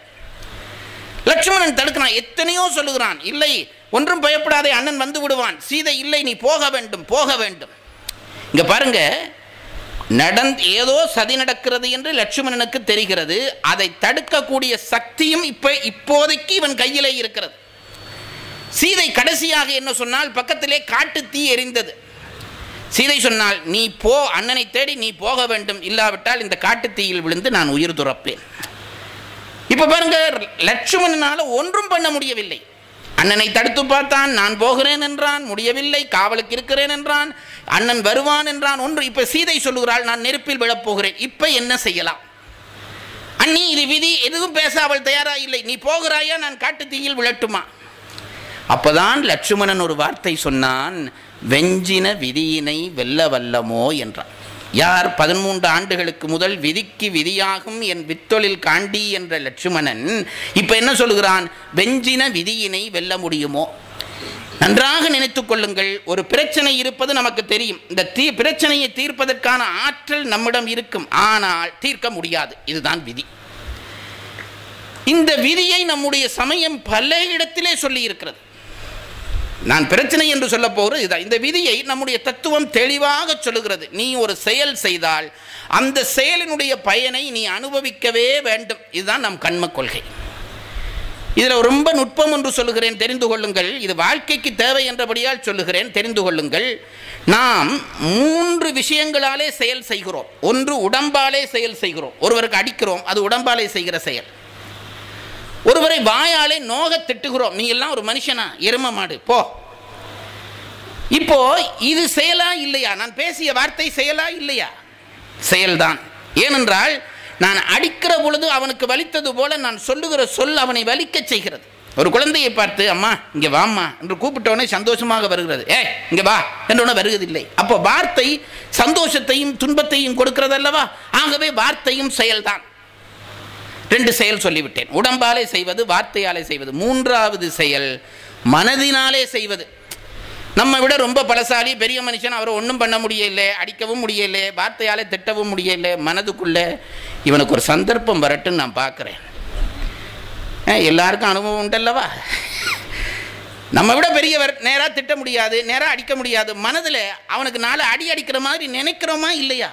இது மனதாலே செய்கிற செயல். இதுதான் திரிகரண சுத்தி என்று சொல்வார்களே, 3 கரணத்தினாலும் செயல் செய்யலாம். இப்போ நீ ஒருவனுக்கு அடிக்கிறாயா, இது உடம்பாலே செய்த செயல். இந்த அடி உனக்கு திருப்பி ஒரு தரம் விழும், மறந்து போகாதே. அதுபோல வார்த்தையாலே ஒருவரை திட்டுகிறாயா, வார்த்தையாலே திட்டினால் ஏதோ ஒரு பிறவியிலே அந்த திட்டுதல் உனக்கு வார்த்தையினாலே திருப்பி உன்னை வந்து சேரும். நான் இதை ஏன் சொல்கிறேன், இவ்வளவு அழுத்தமாக சொல்கிறேன் என்றால், இந்த விதி கொள்கை தெரிந்துவிட்டால் நமக்கு பகை வராது. நம்மை ஒருவன் அடிக்கிறான் என்றால், இது இப்போ இவன் அடித்த அடி இல்லை, நான் எப்போவோ யாருக்கு அடித்த அடி நினைச்சு பாருங்க, பகை போயிடும். யாராவது நம்மை திட்டுகிறான் என்றால், இது இவன் திட்டுகிற திட்டில்லை, நான் இதே போல யாரையோ திட்டி இருக்கிறேன் என்று நினைத்து விட்டால் விதி சமப்பட்டு போய்விடும். இப்போ நான் கேட்கிறேனே, இது 2ம் சரி. மனதாலே நான் நினைக்கிற எண்ணங்கள் எப்படி எனக்கு செயலாக திருப்பி வந்து என்னுடைய சேரும்? நான் என்னுடைய ஆசிரியரிடம் பாடம் கேட்டேன். எனக்கு இது ஒரு பெரிய கேள்வி. அப்போ அந்த நாட்களிலே நான் அவரிடம் பாடம் கேட்கிற நாட்களிலே படுத்தால் காலையில் எழும்பும் வரைக்கும் தொடர் கணாக்கள் காணுவேன். நான் படுத்தா எழும்பும் வரைக்கும் கணா, எழும்பிட்டு திருப்பி படுத்தா அதே கணா தொடர்ச்சியாக வரும். ஆச்சரியமாக இருக்கும். கனவு கண்டு களைச்சு போய்விடுவேன். ஒரு நாள் என் ஆசிரியரிடம் போகிற பொழுது இந்த கனவை பற்றி தெரிந்து கொள்ள வேண்டும் என்று போகிறேன். அன்றைக்கு இந்த பாடம் அவர் எனக்கு சொல்லுகிறார். என்ன சொல்லுகிறார்? மனதிலே நாம் சில பேரை பற்றி, சில பேருக்கு தீங்கு செய்வதாக நினைக்கிறோம், சில பேருக்கு நன்மை செய்கிறதாக நினைக்கிறோம் அல்லவா? நன்மை செய்யவும் நினைக்கிறோம். என் அக்கா பெண்ணுக்கு கல்யாணம், என்னால் ஏதாவது கொடுக்க விருப்பம், மனைவி கொடுக்க விடுறாள், இல்லை இவள் மட்டும் இல்லாட்டி ஒரு 10,000 ரூபாய் கொடுக்கலாமே என்று நினைக்கிறேனே, அது நன்மை. அப்போ நன்மை தீமை மனதாலே செய்கிறோம் அல்லவா? அந்த வினை எப்படி கழியும் என்றால் கனவிலே கழியும் என்று நம்முடைய தத்துவக்காரர்கள் எழுதினார்கள். அதனால தான் நான் சொல்லுறது உண்டு, நிறைய கனவு காணுகிறீர்களா? அப்படி கனவு காண்டால் உங்களுடைய வினை கழிகிறது என்று நினைத்துக் கொள்ளுங்கள். சில பேருக்கு அப்படி வரும். வினை முடிகிற காலத்திலே கனவாக வரும். ஏனென்றால் எண்ணங்களாலே செய்த வினைகள் எல்லாம் கனவிலே தான் கழியும் என்று தத்துவாசிரியர்கள் எழுதுகிறார்கள். அப்போ 3 வினையும் நம்மை சேர வேண்டும். இப்போ நான் ஒன்று கேட்கிறேனே, ஒருவனுக்கு அடித்தேன், எனக்கு அடி விழுகிறது. எப்போ விழும்? நான் இப்போ ஒருத்தனை கூப்பிட்டு என்னை விட ஒரு பலசாலிக்கு அடிக்கிறேன், அவன் உடனேயே அடிச்சுட்டான், வினை முடிஞ்சுது, பிரச்சனையே கிடையாது. ஆனால் எல்லா வினையும் உடனே விளைவது இல்லை. நான் அடித்த உடனே எனக்கு அடி விழாது. என்ன செய்கிறார்கள் நம்முடைய தத்துவக்காரர்கள்? என்ன சொல்கிறார்கள் என்றால், இதை வாழ்க்கைக்கு ரொம்ப முக்கியமான விஷயம் என்றபடியால் தான் இதை சொல்லுகிறேன், தெரிந்து கொள்ளுங்கள். இப்போ ஒருவருக்கு நான் தீமை செய்து விட்டேன். அதனுடைய பலன் எப்போ விளையும் என்றால், அது எப்போ விளையும் என்பது அந்த சந்தர்ப்பத்தை பொறுத்ததல்ல, அந்த வினையை பொறுத்தது என்றார்கள் நம் பெரியவர்கள். ஒரு வினைக்கான எதிர்வினை உடனே விளையலாம், சில நேரத்தில் உடனே விளையலாம், சில நேரத்தில் ஒரு 10 நாள் கழிந்து விளையலாம், சில நேரத்தில் அடுத்த பிறவியிலே விளையலாம், சில நேரத்தில் 10 பிறவி கழிந்து கூட விளையலாம். இந்த பிறவியிலே எனக்கு ஒரு அடி விழுகிறது என்று வையுங்கள், அது நேற்று செய்த வினைப்பயனாக இருக்க வேண்டுமாம் என்று அவசியம் இல்லை. 10 பிறவிக்கு முதல் நான் யாருக்கோ அடித்திருப்பேன், அந்த அடி இப்போ விழும். இதை புரிந்து கொள்வது ரொம்ப கடினம். எப்படி இது சாத்தியம் என்று கேட்டால் அதற்கு தத்துவக்காரர்கள் என்ன சொல்வார்கள்? கொஞ்சம் கீரை விதை, ஒரு தேங்காய், ரெண்டையும் மண்ணுக்குள்ளே போடுகிறோம். கீரை விதை அடுத்த நாளே முளைச்சு நிற்கும், தேங்காய் 25 நாளைக்கு பிறகு முளைக்கும். இப்போ பாருங்க, வினை பக்குவமும் அப்படித்தான். கீரை உடனே முளைக்கிறது போல சில வினைகள் உடனேயே பயன் தந்துவிடும், வேறு சில வினைகள் பல பிறவி கழிந்து நம்மை வந்து சேரும். ஆனால் ஒன்று நிச்சயம், நீ செய்த வினைக்கான ஒரு வினை உன்னை வந்து தொடாமல் விடாது. இதைத்தான் அவ்வினைக்கு இவ்வினை என்று சொன்னார்கள். நீங்க பேச்சு முடிஞ்சதா நினைச்சு கைதட்டுறதா நினைக்கிறேன். நான் இப்பதான் பேச்ச ஆரம்பிக்கிறேன். ஏன்னா இது உங்க விதி, தப்ப முடியாது. இந்த விதி பற்றி 3 விதமான பங்கீடு செய்கிறார்கள் நம்முடைய பெரியவர்கள். இதை தெரிந்து கொள்ளுங்கள். எப்பொழுதுமே விளையாட்டாக ஒரு சுவைக்காக பேசி பிரயோசனம் இல்லை. நம் சமய உண்மைகள் கொஞ்சம் தெரிந்து கொள்ள வேண்டும். வினையை 3ஆக பிரிக்கிறார்கள். நாம் ஒரு பிறவியிலே செய்கிற, பல பிறவியிலே செய்கிற வினை தீராமல் அப்படியே சேருகிறது. அப்படி சேருகிற வினையெல்லாம் ஒரு இடத்திலே குவிந்து போய் கிடக்கும். 1000 பிறவியில் நான் செய்த பாவ புண்ணியங்கள் எல்லாம் குவிந்து கிடக்கும். அந்த வினைக்கு சஞ்சித வினை என்று பெயர். இறைவன் என்ன செய்வான்? இந்த ஆன்மா ஒரு உடம்புக்குள்ளே போகிற பொழுது இவ்வளவு வினையும் இது அனுபவித்தால் களைத்து போய்விடும் என்பதற்காக ஒரு பகுதியை எடுத்து இந்த பிறவியிலே இவ்வளவத்தையும் நீ தீர்த்து விட்டு வா என்று அனுப்புவான். அந்த வினைக்கு பிரார்த்த வினை என்று பெயர். இப்போ இந்த பிறவியில் நான் துன்பப்படுகிறேனே, இன்பப்படுகிறேனே, அது பிராரத்துவம் என்று பெயர். அதான் சொல்லார்கள், என்னுடைய பிராரத்துவம் இவளை கட்ட வேண்டி வந்துருச்சு. வினை என்றது ஒரு பிறவிக்கு கொண்டு வந்த வினைக்கு பிராரத்துவம். இப்போ எதற்காக அதை தருகிறான்? அங்கே குவிந்து கிடக்கிறது, அதில் ஒரு பகுதியை நீ கொண்டு போய் தீர்த்து விட்டு வா. இந்த ஆன்மா என்ன செய்யும் என்று கேட்டால், அது ஒரு பெரிய கொடுமை. ஆன்மா என்ன செய்யும் என்று கேட்டால், இப்போ வினை ஒரு பகுதி தீர்க்க வந்தது. பெரிய ஒரு பணக்காரர், கோடீஸ்வரர், 1 லட்சம் ரூபா மகனுக்கு பாக்கெட் மணி கொடுத்தார். இதை நீ போய் செலவு பண்ணுண்டு. இவர் பணக்காரனுடைய மகன் அல்லவா, அவன் என்ன செய்தான்? அந்த 1 லட்சம் ரூபாயை கொண்டு போய் வியாபாரம் பண்ணி 3 லட்சம் ரூபா லாபம் தேடிட்டான். செலவழிக்க கொடுத்ததை வச்சு இவன் முதல் தேடுகிறான். அதுபோல இறைவன் சஞ்சிதம் என்கின்ற அந்த பெருந்தொகையில இருந்து பிராரத்துவம் என்று ஒரு குரூப்பை ஒரு பகுதியை கொடுத்து அனுப்பினால் இதை வைத்து இவன் புதுவினை தேடி விடுகிறான். அந்த வினைக்கு ஆகாமியம் என்று பெயர். கொஞ்சம் நினைச்சு பாருங்க, நாங்க தப்புறத்துக்கு ஏதாவது வழி இருக்குதா? இறைவன் சஞ்சிதத்திலிருந்து பிராரத்துவம் தருகிறான், அப்ப அதோட முடிஞ்சதுண்டா இன்னும் கொஞ்சம் தருவான் முடியும், இன்னும் கொஞ்சம் தருவான் முடியும். அது மலையளவா இருந்தாலும் ஒரு நாளைக்கு முடியும். இது முடிகிறதுக்கு சான்ஸே கிடையாது. ஏன்? அங்க இருந்து ஒரு பகுதி கொண்டு வந்ததை விட அதிகமா அங்க சேர்த்துட்டு தான் நாங்க போறோம். அப்ப இந்த வினை எப்போ முடிவது, நமக்கு முத்தி எப்போ கிடைப்பது, ஆண்டவனிடம் நாம் எப்போ போவது? பாரதியார் சுயசரிதையில் எழுதுகிற பொழுது இதை எழுதுவார். பாரதியார் சுயசரிதையில் எழுதுகிற பொழுது எழுதுவார், இறைவா இப்படி வினை அங்கே அதை கொண்டு வந்து பிறகு அதிலே வினை தேடிக் கொண்டிருந்தால் நான் உன்னை எப்பொழுது சேர்வது? நல்ல ஒரு உவமை சொல்வார். ஆமை மலையேறியது போலல்லவா இருக்கும் என்பார். ஆமை எப்போ மலையேறி எப்போ உச்சியை அடைவது, அதுபோல அல்லவா நான் உன்னை அடைவது இருக்கும் என்று பாரதியார் சுயசரிதையிலே வியப்பார். இப்போ பாருங்க, இப்போ இப்படியே வினை ஓட்டம் நடந்து கொண்டே இருக்க போகிறது. இங்கே இருந்து வினை அங்கே போகிறது, அங்கே இருந்து இங்கே வருகிறது. ஆகாமியம் என்பது புதிதாக தேடுகிற வினை, கொண்டு வந்த வினை பிராரத்துவம், இருக்கிற தொகை சஞ்சிதம். இந்த 3 வினையும் தீர்ந்தால்தான் ஒருவனுக்கு முத்தி கிடைக்கும். அப்ப நமக்கு கிடைக்க போறது இல்லை. இந்த 3 வினையும் தீர வேண்டும். சஞ்சிதம் இல்லாமல் போக வேண்டும், பிராரத்துவம் இல்லாமல் போக வேண்டும், ஆகாமியம் இல்லாமல் போக வேண்டும். நம்முடைய பெரியவர்கள் எவ்வளவு ஆழமாக சிந்தித்திருக்கிறார்கள் என்பதற்காக சொல்லுகிறேன். என்ன ஒரு 2 மணி நேரத்துக்கு முன்னே சொல்லியிருந்தால் இது இன்னும் கொஞ்சம் சுவையாக இருந்திருக்கும். ஆனாலும் கேளுங்க, என்ன சொன்னார் என்றால், இந்த பிராரத்துவ வினை இருக்கிறதே, பிராரத்துவ வினை நான் கொண்டு வந்த வினை, அது எப்படி தீரும் என்று கேட்டால், நான் அந்த பிராரத்துவ வினையை அனுபவித்துத்தான் தீர்க்க முடியும். உனக்கு இறைவன் இவ்வளவதையும் நீ செலவழிக்க வேண்டும் என்று தந்து விட்டான். நீ செலவழிக்காமல் உனக்கு பிராரத்துவ வினை தீராது. நீ அனுபவிச்சே ஆக வேண்டும். அதனால் தான் உங்களுக்கு ஒரு ரகசியம் சொல்லுகிறேன். இப்போ ஒரு ஆன்மாவுக்கு இறைவன் ஒரு வினை கொடுத்து அனுப்புகிறான். அந்த ஆன்மா வினையை அனுபவித்து கொண்டிருக்கிற பொழுதே அந்த ஆன்மா பக்குவம் பெற்று முத்தி அடைந்து விடுகிறது. ஆனால் உடலை நீக்காது. ஏனென்றால் கொண்டு வந்த வினை இருக்கிறது. அப்படிப்பட்டவர்களைத்தான் நாங்கள் சீவன் முத்தர்கள் என்று சொல்லுகிறோம். சீவிக்கிற பொழுதே முத்தி நிலை அடைந்து விடுவார்கள். ஆனால் உடம்பு போகாது. ஏன்? இறைவன் கட்டளை போட்டு அனுப்பியிருக்கான், இந்த உடம்பை இவ்வளவு காலம் நீ அனுபவிக்கத்தான் வேணும் என்று. முத்தி பெற்றாலும் அந்த உடம்பு நிற்கும். இதில் பெரிய ஒரு நுட்பம் சொல்கிறேன் பாருங்க. ரமண மகரிஷி போன்றவர்கள்லாம் அப்படித்தான். உடம்புக்குள்ளேயே உயிர் இருக்கும், முத்தி பெற்று இருக்கும். ஆனால் அந்த உடம்போடு தொடர்பில்லாமல் உயிர் நிற்கும். அவர்களைத்தான் சீவன் முத்தர்கள் என்கிறோம். இங்கே பாருங்க, ரொம்ப எளிமையான உதாரணம் சொல்லுகிறேன். புளியங்காய் நீங்கள் பார்த்துருக்குறீங்க, புளியங்காய் பார்த்துருக்குறீங்க. இந்த புளியங்காயை காயாக வாங்கி உடைச்சு பாருங்க, நகத்துக்குள்ளே குத்திரும். அவ்வளவு தூரம் அந்த சதையோடு ஒட்டி இருக்கும். இதுவே பழுத்தாகி விட்டால் என்ன நடக்கும் என்றால், புளியங்கோதுக்குள்ளே பழம் இருக்கும், ஆனால் கோதில் முட்டாமல் உள்ளே நிற்கும். நமக்கும் சீவன் முத்தர்களுக்கும் உள்ள வித்தியாசம் அதுதான். புளியங்காய் அதே வடிவத்தில் தான் இருக்கும், ஆனால் உள்ளே இருக்கிற பழம் கோதில் முட்டாது, உள்ளே தனியே கழண்டு போய் இருக்கும். நமக்கும் ராமகிருஷ்ண பரமஹம்சருக்கும் நமக்கும் ரமண மகரிஷிக்கும் என்ன வித்தியாசம் என்றால், அவர்களுக்கு உடம்புக்குள்ளே உயிர் நின்றது, ஒட்டாமல் நின்றது. அதனால்தான் அவர்கள் உடம்பிலே பட்ட வினை எதையும் அவர்கள் உயிர் அனுபவிக்கவில்லை. உடம்பிலே வந்தார். ரமண மகரிஷிக்கு புற்றுநோய் கட்டி வந்தது. அந்த கட்டியை ஆபரேஷன் பண்ண வேணும் என்று டாக்டர்கள் சொல்லுகிறார்கள். பண்ணிக்கொள்ளுங்கள் என்கிறார் அவர். மயக்க மருந்து கொடுக்க வேணும் என்கிறார்கள். அதெல்லாம் ஒன்றும் வேணா நீங்கள் பண்ணுங்கோ என்கிறார். டாக்டர்கள் ஆச்சரியப்படுகிறார்கள். அப்படியே அவர் விழித்திருக்கிற பொழுது ஆபரேஷன் பண்ணியதாக எழுதியிருக்கிறார்கள்.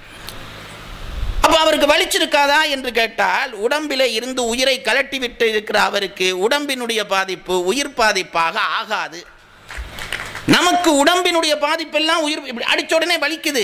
உடம்புல தான் அடிச்சேன், உயிருக்கு வலிக்குது. ஏன்? புளியங்காய் மாதிரி உடம்பு உயிரும் ஒட்டி இருக்கிறது. அவர்களுக்கு அடித்தா வலிக்க இல்லை. ஏன் வலிக்க இல்லை? அங்கே உள்ள கலண்டு போய் இருக்கிறது. கோதில் தட்டினா பழத்தில் ஒன்றும் ஆகாது. இதுதான் சீவன் முத்தர்கள் நிலை. இந்த பிரார்த்த விதி இருக்கு. அப்போ முத்தி அடைஞ்சுட்டார்களே, ஏன் அவர்கள் இருந்தார்கள் என்றால், பிரார்த்தம் முடியும் வரையும் இருந்துதான் ஆக வேண்டும். இல்லாட்டி சீவன் முத்தர்களே நமக்கு கிடைத்திருக்க மாட்டார்கள். உடம்பு அனுப்புறது பொழுது டைம் டேபிள் போட்டு ஆண்டவன் அனுப்பியிருக்கான், நீ இவ்வளவு காலம் இருக்க வேண்டும். அதை யாரும் மாற்ற முடியாது. இறைவன் போட்ட உத்தரவு. ரொம்ப மனவருத்தத்தோடு ஒரு செய்தி சொல்ல போகிறேன். இப்போ நோய் வந்த உடனே பல பேர் எக்ஸசைஸ் பண்ணுகிறார்கள், வாக் போகிறார்கள், அந்த டாக்டரை பார்க்குறார்கள், இந்த டாக்டரை பார்க்குறார்கள். நீங்கள் என்ன நாள் பார்த்தாலும் போகிற டேட், இறைவன் குறித்த டேட்டுக்கு முன்னையும் போக முடியாது, பின்னையும் போக முடியாது.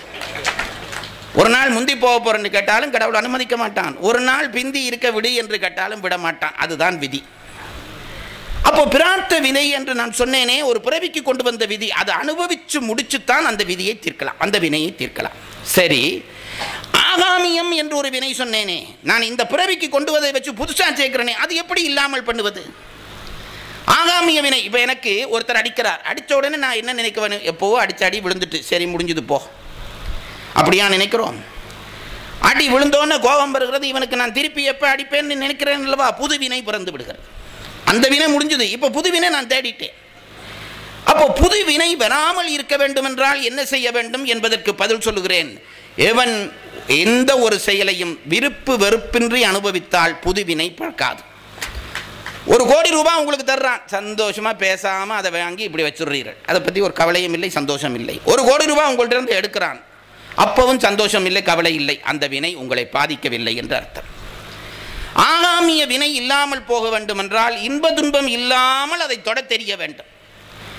அப்போ பற்றில்லாமல் செயல்பட்டால் ஆகாமிய வினை போயிடும், பிரார்த்த வினை அனுபவிச்சு முடிஞ்சு போயிடும். சஞ்சிதம் ஒரு மலை போல குவிச்சு வச்சிருக்கிறோமே, இத்தனை பிறவியில தேடின வினை, அது எப்படி போகும்?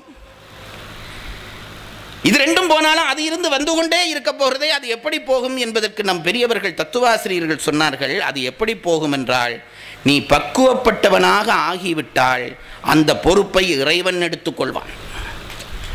பக்குவப்படுவனாக எப்படி ஆகுவது? இறைவனுடைய வேலை அதுதான் ஐயா. உன்னை பக்குவப்படுத்துவதற்காக இந்த உடம்பிலே போட்டு இன்பத்தாலே ஒரு அடி, துன்பத்தாலே ஒரு அடி, மாறி மாறி மாறி அடிக்கிறான். நான் எப்பவும் சொல்லுகிறேன், இறைவன் நமக்கு தருவதிலே இன்பம் சிறந்ததா துன்பம் சிறந்ததா? தயவு செய்து பதில் சொல்லுங்கள். நாங்கள் எல்லாரும் ஒருமித்து கையேற்றுவோம் இன்பம் சிறந்தது என்று. இன்பத்தை விட துன்பம்தான் சிறந்தது. ஏனென்றால் இன்பம் திரும்ப திரும்ப பிறக்க வேண்டும் என்ற ஆர்வத்தை தூண்டுகிறது, துன்பம் போதும் என்று நினைக்க செய்கிறது. துன்பம் வந்துட்டா ஐயோ இது போதும், இந்த பிறவியே போதும் என்று நினைக்கிறோம். அப்போ உனக்கு ஞானத்தை துன்பம் தான் தருகிறது, இன்பம் தரவில்லை. அப்போ இந்த இறைவன் என்ன செய்கிறான்? இன்பத்தாலும் துன்பத்தாலும் மாறி மாறி அடிப்பான். இங்க பாருங்க, லேசா சொல்றேன், எளிமையா சொல்றேன். தயிர் அந்த காலத்தில் மத்தால அடிப்பார்கள். மத்து எப்படி அடிப்பார்கள் தெரியுமோ? ஒரு அடி இந்த பக்கம், ஒரு அடி இந்த பக்கம், ஒரு அடி இந்த பக்கம், ஒரு அடி இந்த பக்கம், இப்படி அடிக்க அடிக்க தயிர் இப்படியும் திரும்பி இப்படியும் திரும்பும். இந்த பக்கம் அடிச்சடி இன்பம், இந்த பக்கம் அடிச்சடி துன்பம், இவ்வளவு தான். இப்படி மாறி மாறி மாறி அடிக்க அடிக்க தயிர் கலங்கும். தயிர் கலங்கும், கட்டியா இருந்த தயிர் கலங்கும். ஆனால் அந்த அடியினாலேயே தயிருக்குள்ளே இருந்த வெண்ணெய் கலன்று வெளியிலே வரும். மறந்து போகாதீர்கள். அடிக்க அடிக்க அடிக்க வெண்ணெய் கலன்று வெளியிலே வரும். உங்களுக்கு ஒரு ஆச்சரியம் சொல்லுகிறேன் பாருங்கள். இதுவரை வெளியிலே வந்த வெண்ணெய் எங்கே இருந்தது? தயிருக்குள்ளதான் இருந்தது. தயிருக்குள்ள இருந்தது உங்களுக்கு தெரிஞ்சுதா? தெரிய இல்லை. இப்ப அடிச்சோடனே என்னாச்சு? வெண்ணெய் கலண்டு வெளியில வந்துட்டுது. இப்ப நான் கேட்கிறேன், எந்த பெரிய கெட்டிக்காரனாக இருந்தாலும், எந்த அதிகாரம் உள்ளவனாக இருந்தாலும் இந்த வெண்ணெயை பழையபடி தயிருக்குள்ள போக பண்ண முடியுமா? இந்த வெண்ணெயை தயிருக்குள்ள போக நீங்க அதை உருக்கி ஊற்றினா கூட மேலே நிற்குமே தவிர பாலோடு சேர்ந்து பழையபடி தயிராகாது. இங்க பாருங்க, இறைவன் இன்பம் துன்பம் என்ற அடியிலே அடிக்க அடிக்க அடிக்க அடிக்க ஞானமாகிய வெண்ணெய் கலன்று வரும். கலண்டு வந்துவிட்டால் திருப்பி தயிரோடு சேராது. இதுல இன்னொரு நுட்பம் சொல்ல போகிறேன். இந்த தயிர் கலண்டு வருது, நீங்க சொல்லுங்க, தயிரில் எத்தனையாவது அடி அடிக்கிற பொழுது வெண்ணெய் வெளியில வரும்? என்னை விட இதில் உங்களுக்கு அனுபவம் இருக்கும். எத்தனையாவது அடி அப்படி தெரிஞ்சா அம்மாமாருக்கெல்லாம் வீட்டில் எவ்வளவு சுலபமாக போயிடும். 46வது அடியில் வெண்ணெய் வரும் என்றால் நம்பி அடிக்கலாம். 46வது அடி. ஒரு தயிரில் 10 நிமிஷத்தில் வெண்ணெய் வந்துடுது, இன்னொரு தயிரில் அரை மணித்தியாலம் ஆகுது, இன்னொரு மணித்தியாலம் 1 மணித்தியாலம் ஆகுது, சில தயிரில் தயிரே வருதில்லை, கையுழைஞ்சு விட வேண்டி இருக்கிறது. என்ன காரணம்? வெண்ணெய் வருவது அடியிலே மட்டுமல்ல, தயிரினுடைய பக்குவத்திலே அடிக்கிறவருடைய ஆற்றலிலேயும் இருக்கிறது. ஞானமாகிய வெண்ணெய் வருவது இறைவன் அடிக்கிற இன்ப துன்பத்திலே மட்டுமல்ல, ஆன்ம அனுபவத்திலேயும் இருக்கிறது. பல பிறவிகளிலே ஆன்மா பிறந்து பிறந்து பிறந்து முத்தி முத்தி முத்தி இனி போதும் என்ற நிலையிலே இறைவன் ஒரு அடி அடித்தான் என்றால் வெண்ணெய் வந்துவிடும். அதுதான் ஞானசம்பந்தருக்கு நடந்தது. 3 வயதிலே அந்த பிள்ளை முத்தியடைந்து விடுகிறான், முத்திக்கான சமநிலை பெற்று விடுகிறான். அப்போ என்ன செய்வான் இறைவன்? இன்ப துன்பம் என்ற போட்டு அடிச்சு அடிச்சு அடிச்சு அடிச்சு அடிச்சு அந்த அடி பக்குவப்படுற நேரத்திலே, வெண்ணெய் வருகிற நேரத்திலே இறைவனுடைய வேலை என்ன தெரியுமா?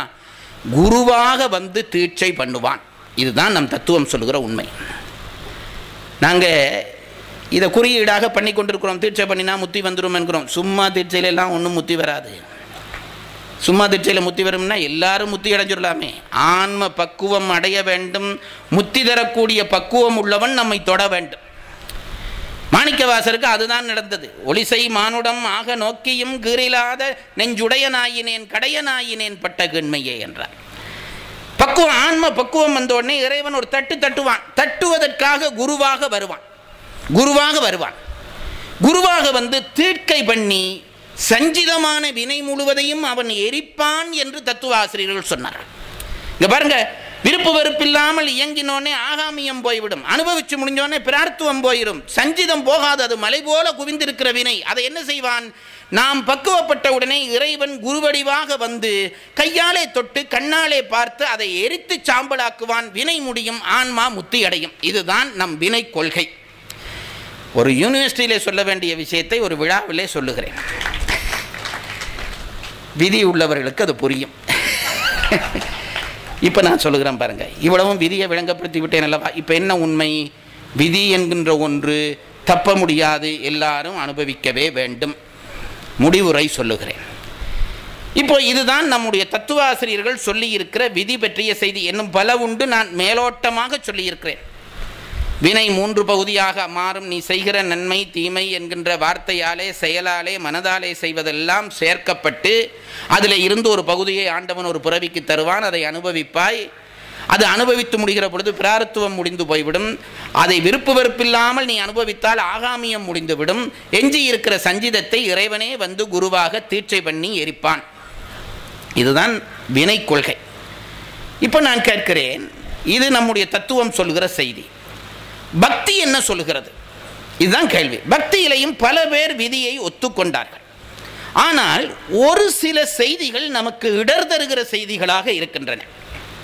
நான் கற்றவர்களாகிய உங்கள் கருத்துக்கு இதை சொல்லிவிட்டு விடப்போகிறேன். முடிவு சொல்ல மாட்டேன். முடிவை நீங்களே சிந்தித்து தெரிந்து கொள்ள வேண்டும். 3 இடம் இடர் தருகிற இடம். அதாவது விதித்த விதியை இறைவனே மாற்ற மாட்டான். நீ அனுபவித்தே ஆக வேண்டும். உனக்கு தரப்பட்ட திட்டத்தை நீ தீர்த்தே ஆக வேண்டும். இதுதான் விதி கொள்கை. இந்த விதி கொள்கைக்கு மாறுபாடாக நமக்கு ஒரு செய்தி நம் புராணங்களிலே பதிவு செய்யப்படுகிறது. என்ன கதை என்றால் மார்க்கண்டேயர் கதை. இந்த பிள்ளை பிறக்கிற பொழுதே 16 வயதிலே இந்த பிள்ளை இறந்துவிடும் என்று செய்தி சொல்லப்படுகிறது தந்தைக்கு.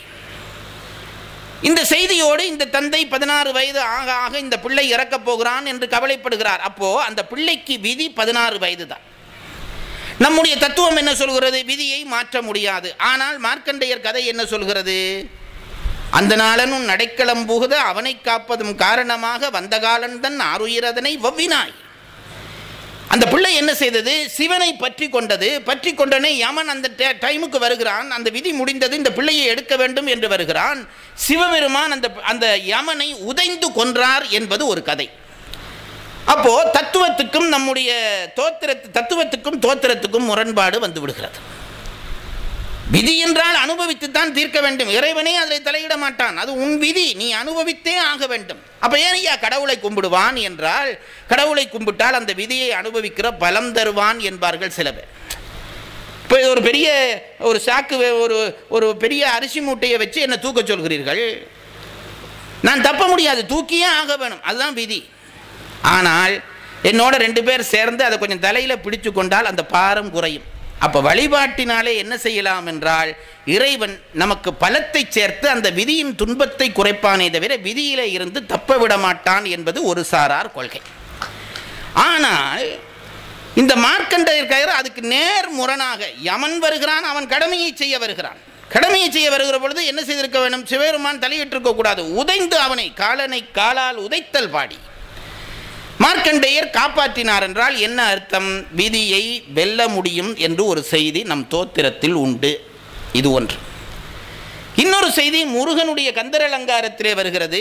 அருணகிரிநாதர் பாடுகிறார். ஆச்சரியமாக இருக்கும் இந்த செய்தியை எல்லாம் படிக்கிற அவர் என்ன சொல்வார்? அவன் கால்பட்டு அழிந்தது என் தலைமேல் அயன் கையெழுத்தே. இரண்டாவது செய்தி என்ன சொல்கிறார்? முருகனுடைய பாதங்கள் பட்டு தலையிலே இருந்து எழுதப்பட்டதாகிய விதி எனக்கு அழிந்து போயிற்று என்று அருணகிரிநாதர் பாடுகிறார். இந்த ரெண்டு செய்தியையும் உள்வாங்கிக் கொண்டு மூன்றாவது செய்திக்கு நாங்கள் வருகிறோம். ரெண்டு செய்தியையும் உள்வாங்கிக் கொண்டு மூன்றாவது செய்திக்கு வருகிறோம். ஞானசம்பந்தர் தன்னுடைய தொண்டர்களோடு ஆலயந்தோறும் போய் வருகிறார். அப்பொழுது கொடிமாடச் செங்குன்றூர் என்ற ஊருக்கு போகிறார். பனிக்காலம் வந்து விடுகிறது, கடும் காய்ச்சல். சென்ற தொண்டர்களுக்கெல்லாம், கால்நடையாக போன தொண்டர்களுக்கெல்லாம் கடும் காய்ச்சல் வந்து விடுகிறது. எல்லாரும் துன்பப்படுகிறார்கள். வீதி வழியாக நடந்து நடைபயணம் செய்து இறைவனுடைய ஆலயங்களை தொழுவோம் என்று வந்த நமக்கே இப்படி வந்து விட்டதே என்று அழுதார்கள். அழுதுவிட்டு தத்துவம் படித்தவர்கள் அல்லவா என்ன சொன்னார்கள்? இது நம் விதி வந்திருக்கிறது, தாங்கிக் கொள்ளத்தான் வேண்டும் என்று அந்த விதியை ஏற்றுக்கொண்டு அத்தனை பேரும் உட்கார்ந்தார்கள். அப்போ ஞானசம்பந்தர் பேசுகிறார்.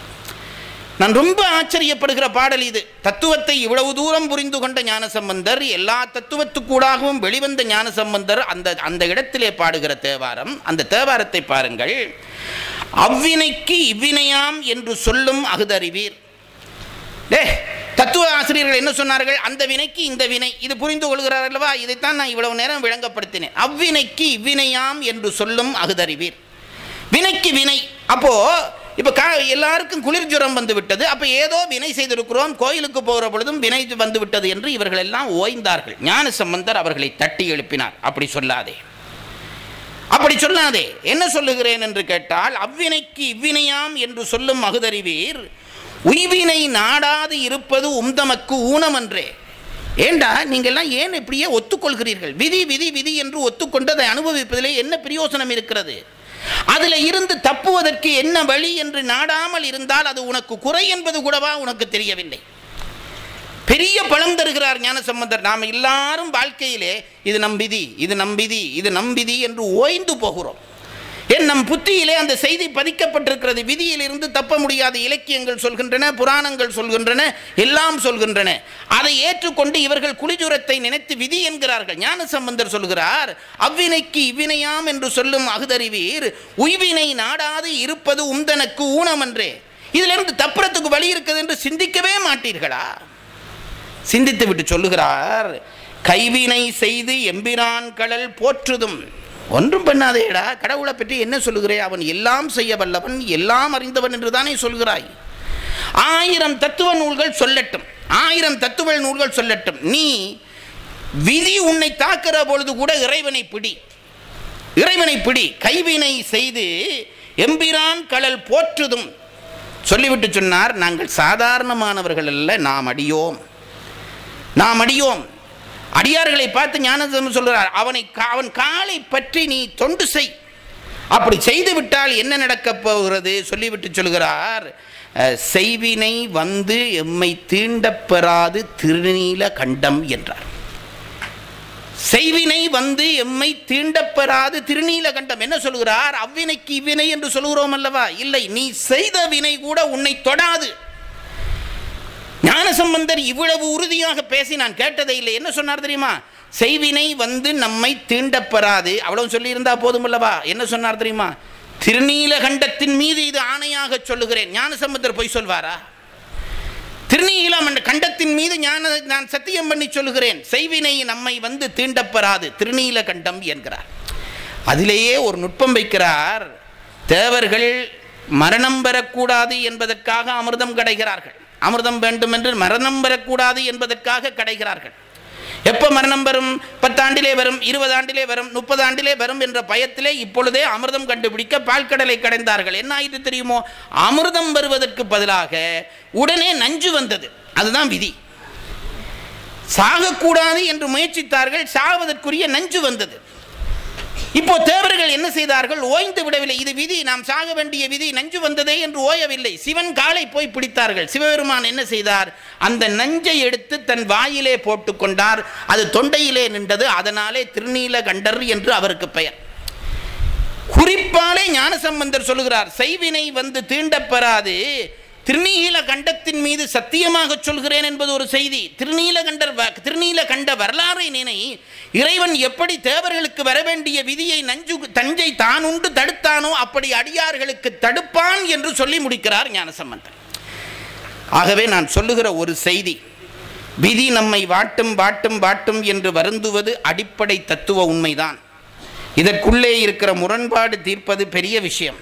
தீர்க்க வேண்டும், அது எப்படி என்று சொல்வது பெரிய விஷயம். ஆனால் ஒரு நம்பிக்கை கொள்ளுங்கள், இறைவனுடைய திருவடியை நாம் பற்றி கொள்வோமே ஆனால் விதியை கூட மாற்றலாம் என்று ஞானசம்பந்தர் பதிவு செய்கிறார். செய்வினை வந்து நம்மை தீண்டப்பெறாது என்று உறுதி தருகிறார். அவ்வினைக்கு இவ்வினை என்று படித்து பிரயோசனம் இல்லை, இறைவனை பிடி வினை தீரும் என்று சொல்லுகிற அந்த செய்தியைத்தான் இன்று உங்களுக்கு சொல்ல வேண்டும் என்று நினைத்தேன். சொல்ல வாய்ப்பளித்த இறைவனுக்கும் உங்களுக்கும் என்னுடைய நன்றி, வணக்கம். இந்த தகவல் உங்களுக்கு பிடிச்சிருந்தா லைக் பண்ணுங்க, உங்க ஃப்ரெண்ட்ஸுக்கு ஷேர் பண்ணுங்க, மறக்காம எங்க சேனலுக்கு சப்ஸ்கிரைப் பண்ணுங்க.